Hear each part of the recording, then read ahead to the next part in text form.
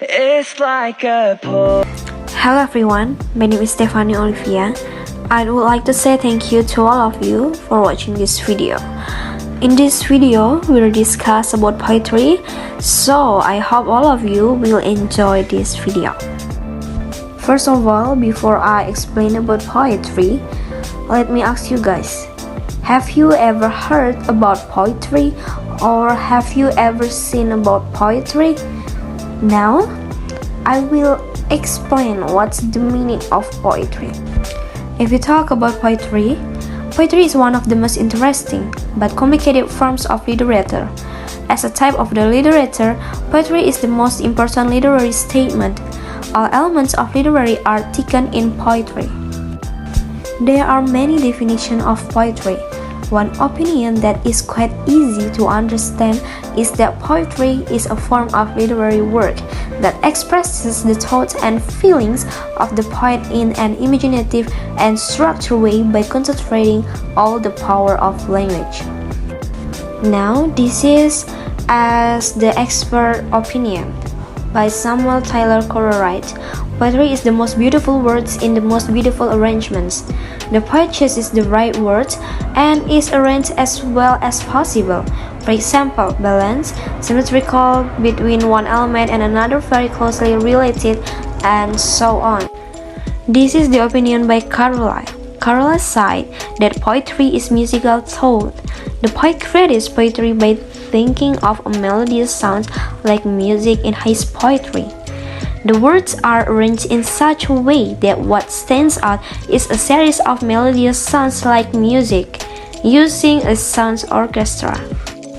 The last expert opinion by Wordsworth argues that poetry is an imaginative expression of feelings, namely feelings that are imagined. Meanwhile, Auden argues that the poem is more of a statement of mixed feeling. Hello, I'm Sherly Permatasari. I can explain about the characteristics feature of poetry. So, characteristic feature of poetry in general, the characteristics of poetry are as follows. 1. The ring consists of stanzas in which it contains lines. 2. Many as figurative language, which meant the figuratively. 3. But my rhythm and rhythm. It's so very different about the characteristics of all poetry. All poetry. 1.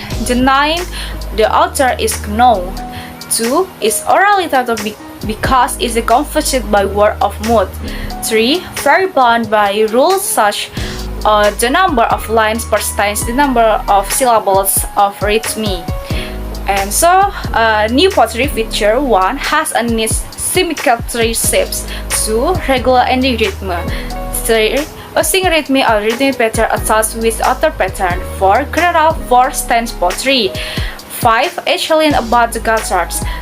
6. As gutters consist 2 words, 4 or 5 syllables. Okay, that's all from my material explanation about the poetry. After the next material explanation, my friend will continue. Alright, so hello guys, I'm Amuria Iftitah. First, I want to show you about an example of poetry. 1. Pantun.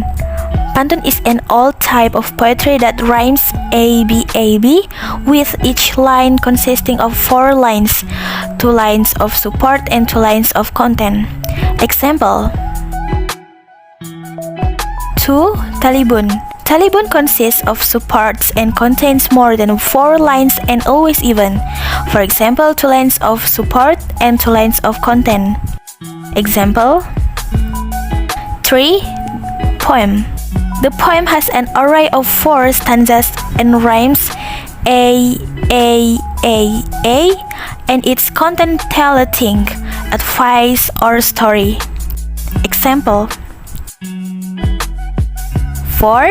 Gurindam. Gurindam is an old type of poetry which consists of 2 lines with the same rhythm. The contents of the first line is the cause while the second line contains the effect. Example. 5. Mantras. Mantras usually have words or sayings that are believed to have supernatural powers. Example 6. Narrative. Narrative poetry is poetry used to convey a story divided into three, namely A. Epic poetry. Epic poetry is a type of modern poetry that contains demands or teachings of life and has a heroic story. B. Romance. Romance is a modern poem and contains a love story or the poet's feelings about love.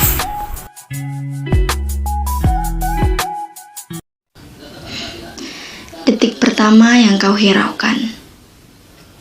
Aku tidak mampu membuatmu tersenyum di detik pertama.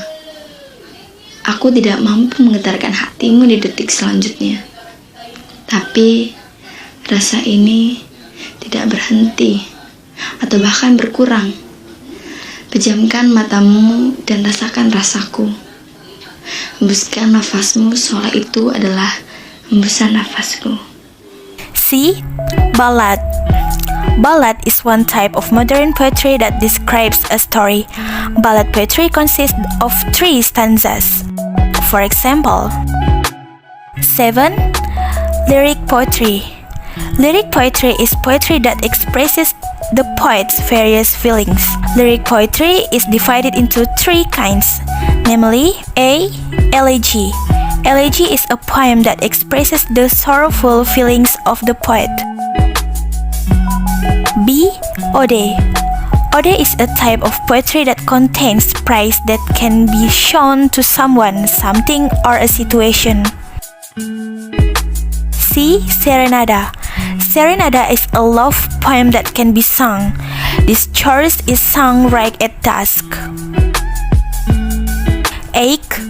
Descriptive poetry. Descriptive poetry is a poetry in which the poet acts as an impressionist of a situation, event, object, or atmosphere that attracts his attention. Descriptive poetry is divided into 2, namely A. Satire.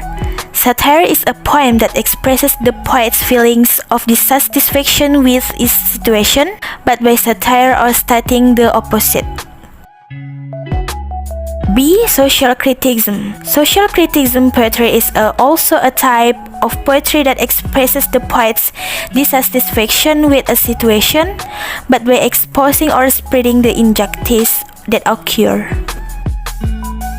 And then we move to poetry elements. A. Image and rhythm. Figurative language is language used to create a certain impression for the listeners or readers. To create this impression, the language used is in the form of comparison, repetition, and the parables. The figures of speech that are commonly used are personification, parallelism, metaphor, hyperbole, and parables. Rhythm musicality is the regular and repetitive strains of sound. Rhythm serves to give soul to the words in a poem, which can ultimately evoke certain emotions such as sadness, disappointment, anger, longing, and happiness. B. Use of connotative words.